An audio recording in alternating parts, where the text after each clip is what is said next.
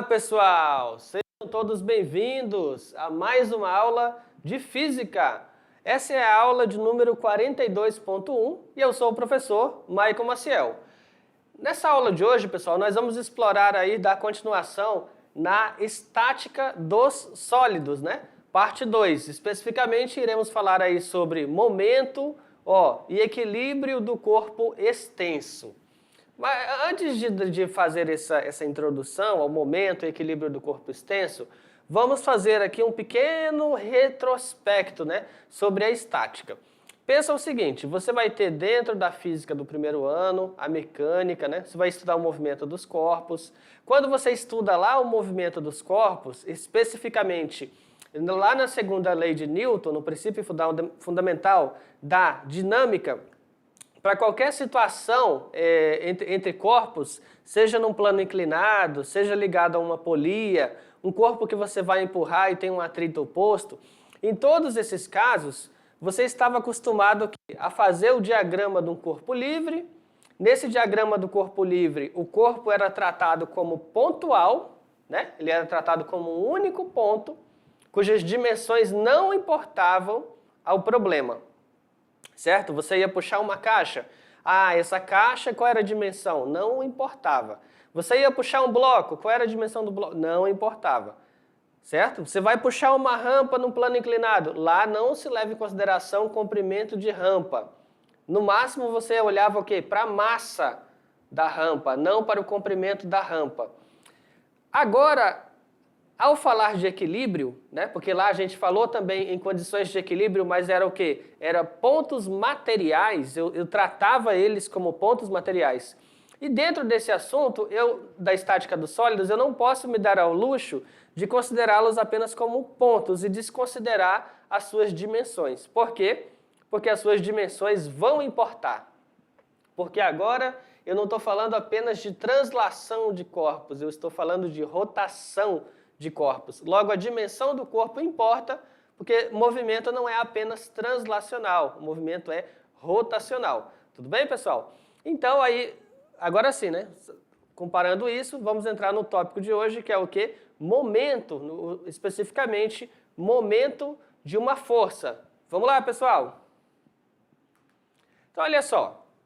Ao falar de momento de uma força, uma das situações cotidianas que mais nos vem em mente, uma das situações cotidianas que mais nos vem em mente é quando você está no trânsito, está dirigindo, aí o pneu furou o pneu, aí você fica, vai ter que trocar o pneu. Então você vai utilizar ferramentas, né?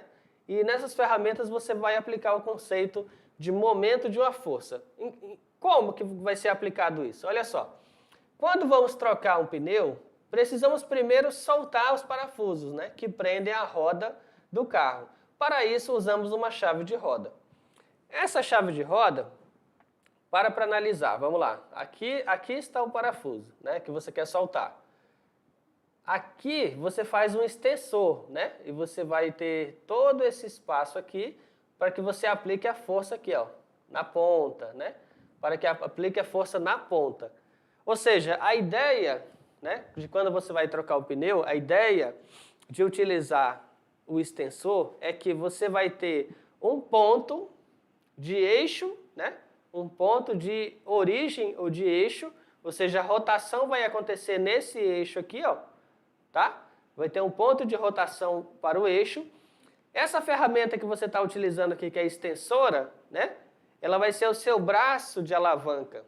É como se fosse um braço de alavanca. E aí é interessante que você aplique a força nela o quê?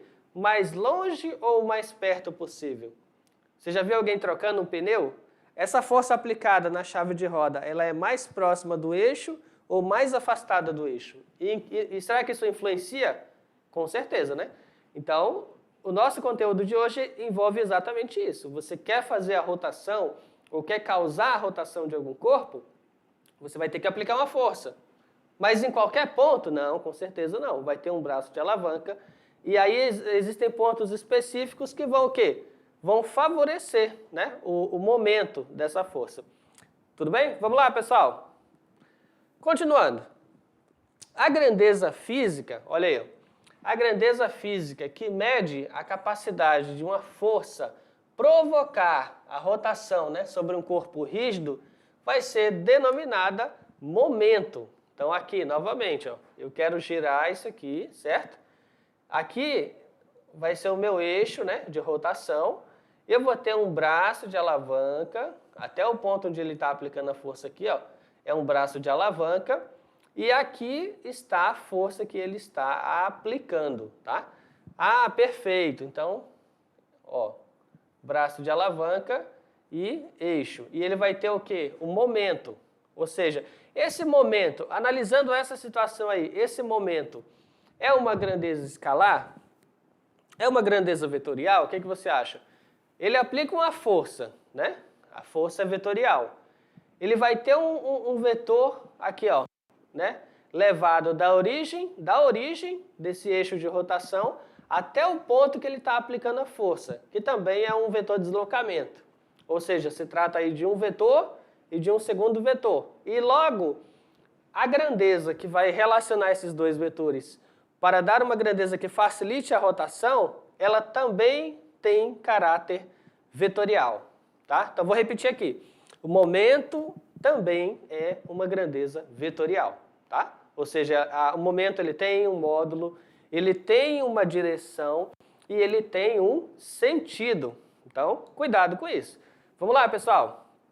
Tá? Aqui, ó, momento de uma força vai ser a força produto vetorial com o torque, né? Aqui, produto vetorial com o braço de alavanca, tá? Esse é o momento. Ah, mas aí se eu for escrever de uma outra forma, vai ser o módulo da força, o módulo do vetor de deslocamento e o seno... Eita, ficou ruim aqui, né? Bora repetir. Vamos lá. Momento é o vetor força fazendo um produto vetorial com o vetor deslocamento, tá? Então aqui eu tenho o vetor deslocamento e aqui, ó, eu tenho o vetor força. E então o momento vai ser força, produto vetorial com vetor deslocamento. Em módulo, né?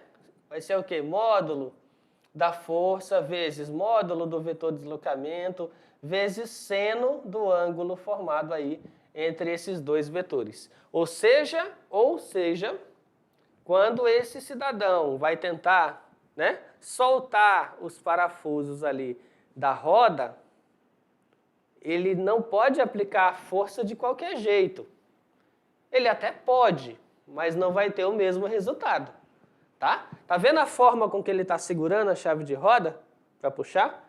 Ele está formando o ângulo que o melhor o favorece. Mas se você aplicar uma força aí nessa chave de roda, de uma forma aí mais inclinada, menos inclinada, o que vai acontecer? Você até aplica força, mas nem toda ela vai ser efetiva. Entende? Uma parte dessa força vai ter componentes que não vão favorecer ao torque, que não vai somar no torque. Mas você vai ter componentes que vão ser favorecidos. E o que define isso vai ser o ângulo, né? Então, por isso que tem aqui, ó, módulo da força que tu está aplicando, módulo do deslocamento, né? Do eixo de rotação até o ponto de aplicação da força, e o seno do ângulo. Então, esse ângulo entre eles vai importar. Vamos lá, pessoal? Continuando. Aqui, vamos lá. Torque, né? O momento de uma força, só voltando aqui, né? Então eu posso chamar de momento ou de torque de uma força, tá? As duas expressões estão válidas dentro da física. Momento de uma força ou torque de uma força. O momento de uma força vai ser o quê? A relação existente entre a força utilizada na rotação da barra, né? E a distância onde a força é aplicada na barra, até o ponto O. Então vamos lá, para entender isso aqui melhor, vamos lá, pessoal, vamos refletir aqui. Essa barra, aqui ó, tá em verde, tá? Essa é a barra em verde, verde. Essa barra em verde, né? Imagina que ela tá aqui, ó, certo? Se eu pego essa barra aqui, ó, levei daqui para cá, certo? Ó, subi, desci. Ah, eu estou movendo a barra. Estou movendo a barra. Mas esse movimento é o quê? Translacional. Ah, é uma translação, exatamente. Não é disso que a gente está falando. O que nós estamos falando é assim, ó. Essa é a barra. Agora eu estou fazendo isso aqui nela, ó. Ó, aqui, ó. O que é isso aqui? Isso é translação? Não, rotação. Então, existe um ponto de apoio, ó, ponto de apoio, e uma força aplicada aqui, ó, rotação, ó. Isso é rotação. Então, é exatamente isso que nós estamos falando aqui. Essa barra, eu coloco um pontinho nela, esse pontinho vai ser o ponto de apoio. Vai ser nesse ponto que vai ser possível que ela gire. É um ponto de apoio. Nesse ponto de apoio, até o ponto onde eu vou aplicar a força, vai ser uma distanciazinha, que está aqui como ΔD. Vai ser equivalente ao meu braço, ó a expressão, braço de alavanca. Tá? Então, desde essa origem aqui, né, que vai ser o ponto de rotação, até o ponto onde eu estou aplicando a força, eu vou ter o braço de alavanca. E aí, naturalmente, eu vou ter aqui, ó, a força, tá? Perfeito.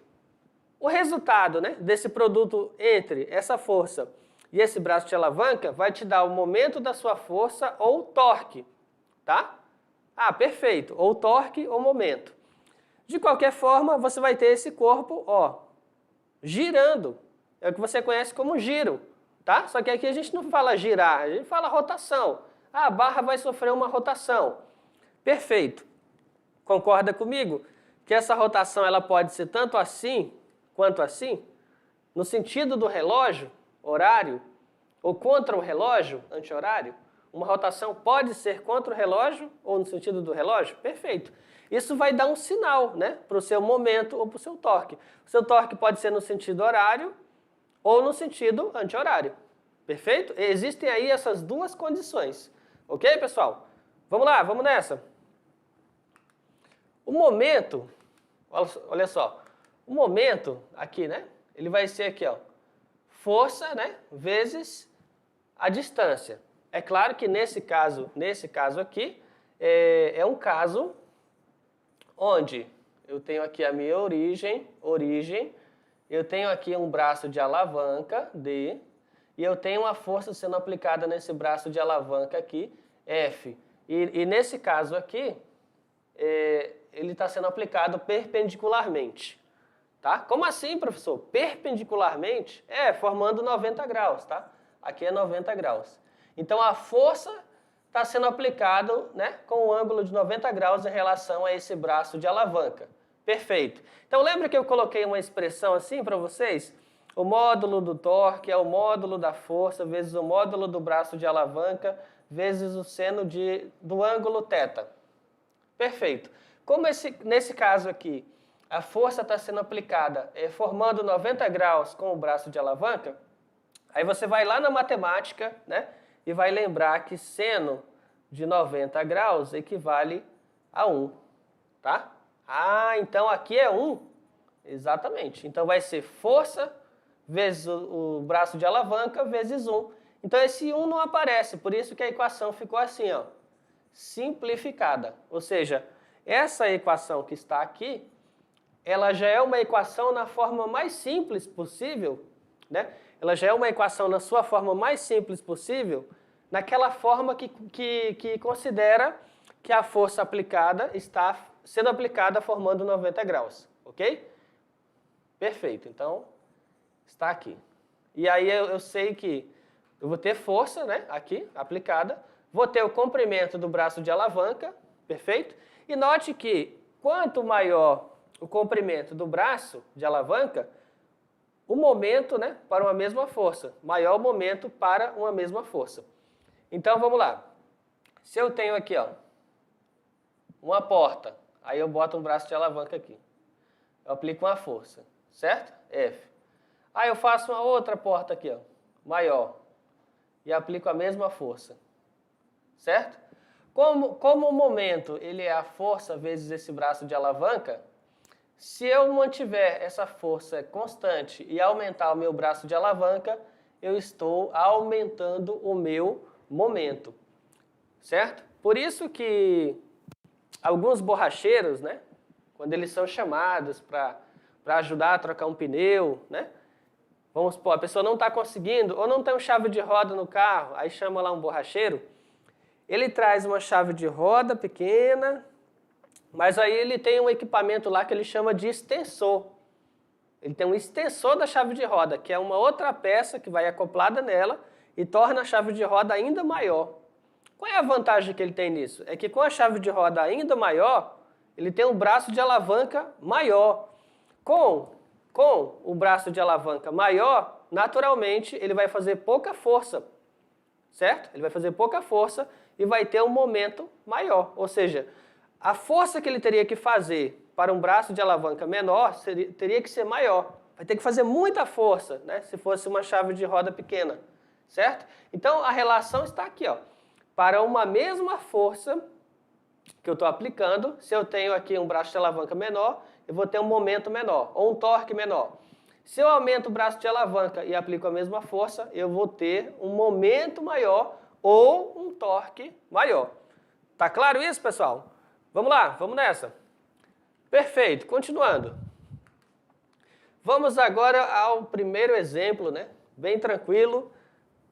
São situações que com certeza você faz aí, ó. Suponha que para fechar uma porta, de quanto?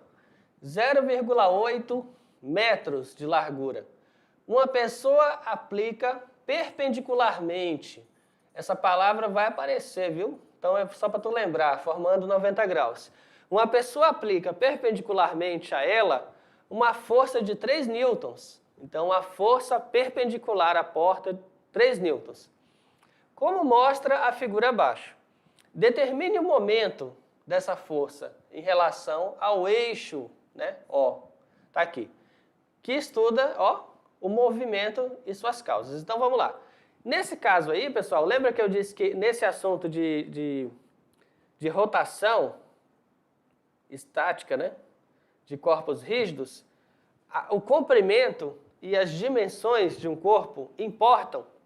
Lembra que eu expliquei que as dimensões do corpo importam? Então, nesse assunto aqui, se eu vou falar que eu vou empurrar uma porta, o comprimento da porta importa, tá?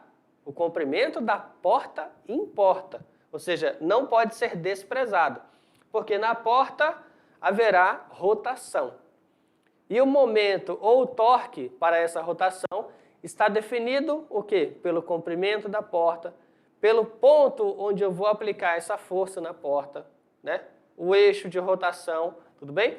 Então, no caso da porta, naturalmente, o que vai ser o eixo de rotação?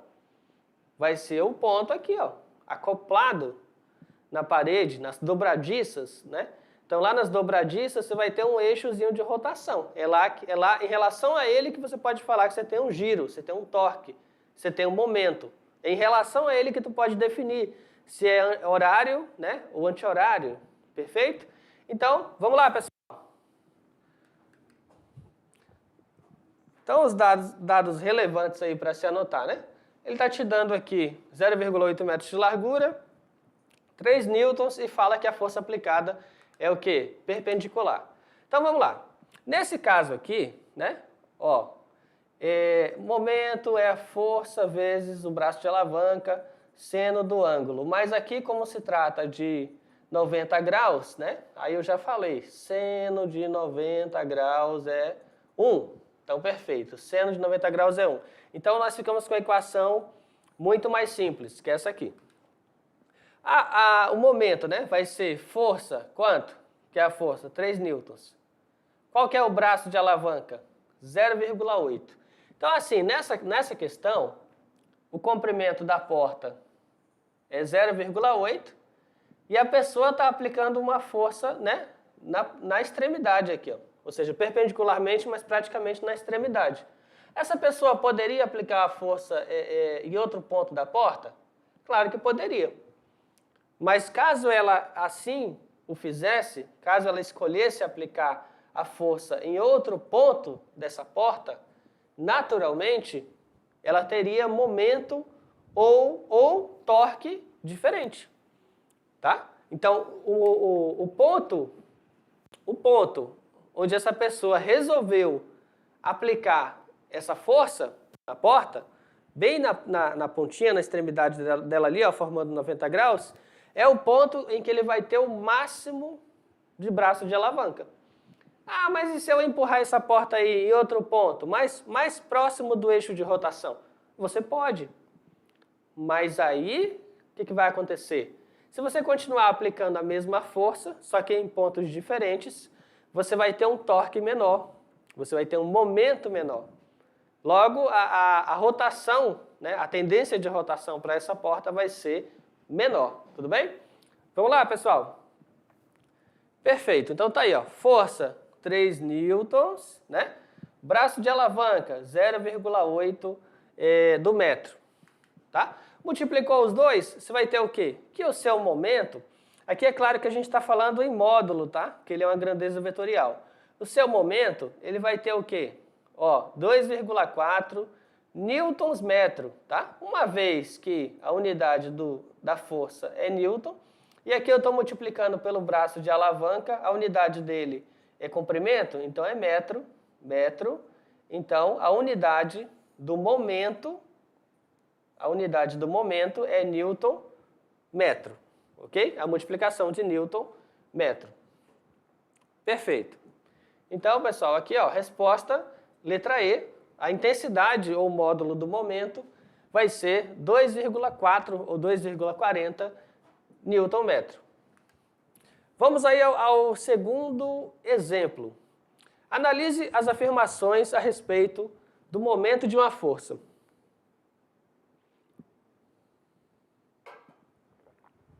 Vamos lá, primeira afirmação. O torque é uma grandeza escalar, será, pessoal? Relacionada com a rotação de um sistema. E aí? Letra B. A força necessária para trocar o pneu de um automóvel é maior quando usamos uma chave de roda menor. E aí, tá certo isso? 3. A única condição, eita, é perigoso essa palavra aqui, ó. A única condição de equilíbrio existente está relacionada com a rotação de um sistema. Sendo assim, se a soma de todos os torques, né, que atuam em um sistema for nula, haverá equilíbrio. Tá certo isso? Né? Então, vamos lá. A resposta, olha só. 2, né? Está correta. 2 está correta. 1 não e 3 não. Vamos refletir aqui. Tá? 2 correta. A 1 não e 3 não. Vamos lá. Vamos lá, pessoal. Olha só. Vamos pensar juntos aqui. A primeira. O torque é uma grandeza escalar. Aqui lascou. Só essa palavra aqui já cancela, tá? Torque não é grandeza escalar. Torque é uma grandeza vetorial. Momento é uma grandeza vetorial.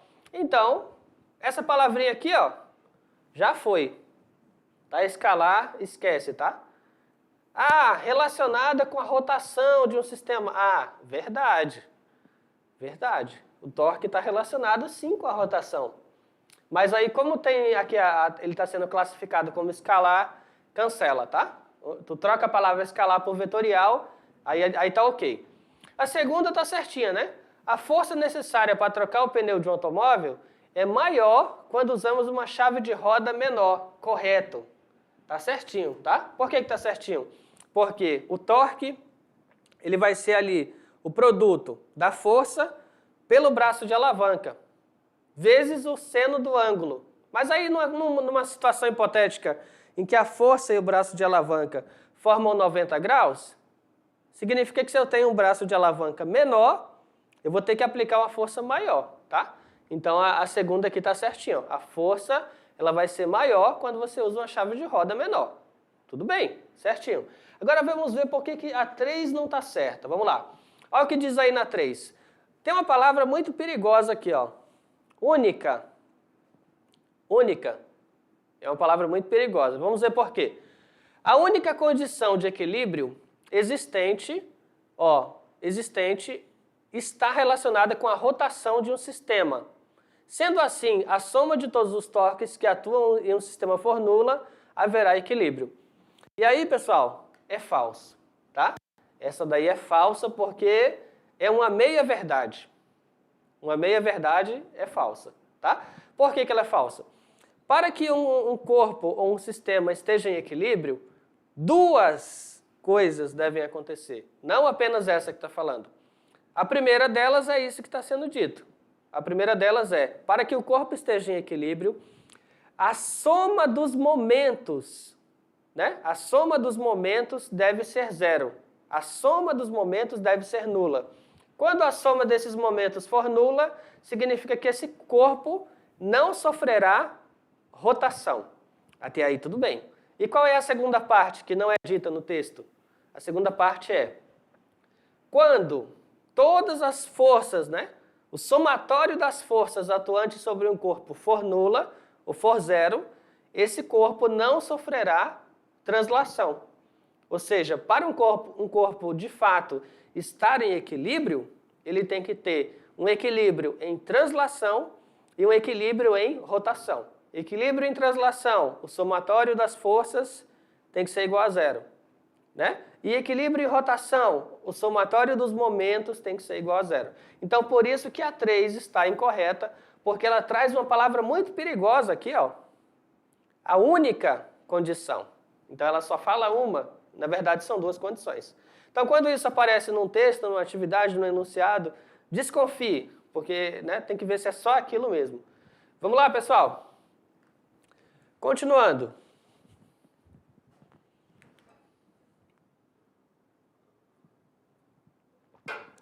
Equilíbrio de um corpo extenso. Dizemos que o corpo está em equilíbrio se, olha só, a soma das forças que atuam no corpo for nula, o que garante o equilíbrio de translação. Ou seja, se eu tenho para esse corpo aí, ó, inúmeras forças atuando sobre ele, né? Eu tenho um bloco, eu tenho uma força levando ele para a direita, uma força na diagonal, uma força para cima, uma força para aqui, uma força na diagonal, uma força para baixo. Ou seja, vai ter múltiplas forças atuando sobre ele. Para que esse corpo não sofra translação, né, para que ele fique em repouso, não sofra translação, o somatório dessas forças, o somatório da força resultante tem que ser igual a zero, tá? O somatório das forças tem que ser igual a zero. Isso aconteceu? Se isso aconteceu, então ele vai ter um equilíbrio na sua translação. Ele não vai ter translação. Perfeito. A soma, ó, a soma das intensidades dos momentos das forças aplicadas a um corpo em relação a qualquer ponto for nula, o que garante um equilíbrio na rotação. Ou seja, equilíbrio de translação está relacionado com o somatório de forças resultante igual a zero. E um equilíbrio de rotação está relacionado com o somatório dos momentos resultantes igual a zero. Um vai garantir que ele não se desloque, né? Comece a aumentar a distância a partir de uma determinada origem, faça uma translação, e o outro vai garantir que ele não tenha um deslocamento de rotação em relação a um determinado eixo, né? Um ponto. Perfeito, pessoal? Então essas duas condições aí são essenciais. Continuando, tá ali, ó, o somatório dos momentos, momento 1, momento 2, momento 3, e aí vai, quantos momentos forem necessários, tem que ser igual a zero. Olha só, nas balanças, a medida da massa do corpo é obtida por meio do equilíbrio, né, do corpo extenso. Então eu só consigo aferir a massa de alguma coisa porque ele faz o sistema de equilíbrio, certo? Olha só, uma balança mais atual, né? Nem tanto, mas uma balança um pouco mais recente, uma balança mais antiga. E nessa aqui atual, talvez não dê para perceber tanto isso, né? Mas essa mais antiga te dá a ideia que tu tem um ponto de rotação e a partir dele tu pode ter forças aqui, ó, que vão ter momento, né? Essa situação da balança te lembra exatamente a situação de uma gangorra, né? De um balanço. Então, olha só, em uma gangorra, um balanço, instalada em um parque, o equilíbrio é dado pelos corpos, que estão em lados diferentes do ponto de equilíbrio. Então, vamos pensar aqui. Aqui eu tenho um adulto e aqui eu tenho uma criança, né? Eu tenho um adulto aí e tenho uma criança. Olha só, pessoal. Eu tenho um adulto e tenho uma criança aí no sistema aqui, ó. Ah, e a tábua está no equilíbrio horizontal. Ué, mas como é que é possível a tábua ter atingido aí um equilíbrio horizontal? Ela não desceu ali para o lado do adulto. Ah, o adulto é mais pesado. O adulto é mais pesado, por que que não desceu para o lado dele? Por que a gangorra não pendeu para o lado dele? E a explicação está no momento, pessoal. Ó, olha aqui, ó. O adulto, ele tem mais massa. Se ele tem mais massa, você vai multiplicar essa massa pela gravidade, vai ter o peso dele. Então o peso dele é maior. A força que ele está aplicando sobre a tábua é maior. Concordo. Mas por que que ainda assim não desceu? Detalhe, talvez você não tenha prestado atenção. Olha a distância de onde ele está sentado aqui para a origem, ou seja, o ponto de rotação. Aqui, ó, o ponto de apoio. Ah, é uma distância menorzinha, né? É uma distância menor. Então, apesar dele ter ali uma força maior aplicada, o braço de alavanca dele é menor. E agora a criança? Ah, a criança, em relação ao adulto, ela tem uma massa menor. Pega essa massa, multiplica pela gravidade, ainda assim vai te dar um peso menor. Mas por que ela tendo um peso ainda menor, por que ela não é levada para cima? Por que não pendeu para o outro lado? Bom, não pendeu porque para essa criança, o braço de alavanca, ó aqui, ó, o braço de alavanca dela, ó, maior, ou seja, ela vai ter um braço de alavanca maior, apesar de ter uma força aplicada menor, e vai dar o mesmo momento causado pelo peso do adulto é o mesmo momento causado pelo peso da criança. E aí você vai ter o quê? Um equilíbrio. Essa tábua vai ficar o quê? Horizontalmente equilibrada. Certo? Porque o momento de um lado é o momento do outro lado. Lembrando que o momento é o produto da força que ele está aplicando pelo braço de alavanca. Então uma coisa vai compensar a outra. Onde eu tenho uma força maior, eu tenho um braço de alavanca menor. Onde eu tenho uma força menor, do outro lado, eu tenho um braço de alavanca maior. Tudo bem, pessoal? Vamos lá, vamos nessa. Então aqui, ó, pegando o que eu falei aqui, botando em matemática, escrevendo o que eu disse aqui, só que com a equação agora, ficaria assim. Vamos colocar assim, né? Massa 1, massa 2, né? A massa do adulto, massa da criança. Massa 1, massa 2. Bom, aqui, força-peso para baixo. Então, peso 1. Aqui, força-peso, centro de gravidade, para baixo. Peso 2. Perfeito. A distância onde está sendo aplicada aqui até o ponto de rotação, eu vou chamar de D1. Essa distância onde está sendo aplicada a força aqui até aqui, ó, vou chamar de D2. Pronto, perfeito. Significa que desse lado eu vou ter um momento 1, que vai ser o peso 1 vezes a distância 1. Do outro lado, vou colocar aqui, do outro lado, o momento 2 vai ser o peso 2 vezes distância 2. Perfeito. Como essa tábua, essa gangorra, esse balanço está no equilíbrio horizontal, ou seja, ele não vai nem subir, né, e nem descer, ele está no equilíbrio horizontal, o somatório dos momentos é igual a zero. Se o somatório dos momentos é igual a zero, perceba que a tendência aqui, né, a tendência dos momentos aqui é diferente. Vamos refletir um pouquinho. Olha só, aqui está o meu ponto de origem. Aqui onde está a criança, a tendência de rotação para ela é em que sentido? Horário. Tá? Então o momento para ela vai ser no sentido horário. Aqui onde está o adulto, num braço de alavanca menor, vai ser o quê, pessoal? Sentido anti-horário. Então M1, M2. Certo? Momento, sentido horário. Momento, sentido, aqui. Momento, sentido horário. Momento, sentido anti-horário. Ou seja, os momentos aí são em sentidos contrários. Ah, perfeito. Então, por isso que o somatório deles vai ser zero. Tá? Em módulo, eles são iguais, mas os sentidos são contrários. Aí, somando os dois, você vai ter um somatório dos momentos igual a zero. Certo, pessoal? Conseguiu entender? O adulto, o momento dele vai girar para o sentido anti-horário, ou seja, contra o relógio. E aqui, o momento da criança vai girar no sentido horário, ou seja, a favor dos ponteiros do relógio. Vamos lá, pessoal? Continuando. Então, analisando aqui o sentido dos dois, né? M1 e M2, se eu vou ter a soma dos dois aqui, né? M1 mais M2, eu vou ter igual a zero, significa, né? E um é oposto ao outro, então eu vou ter M1 igual a M2, tá? Ou seja, momento 1 igual momento 2. Perfeito, pessoal. Continuando. Exemplo 3.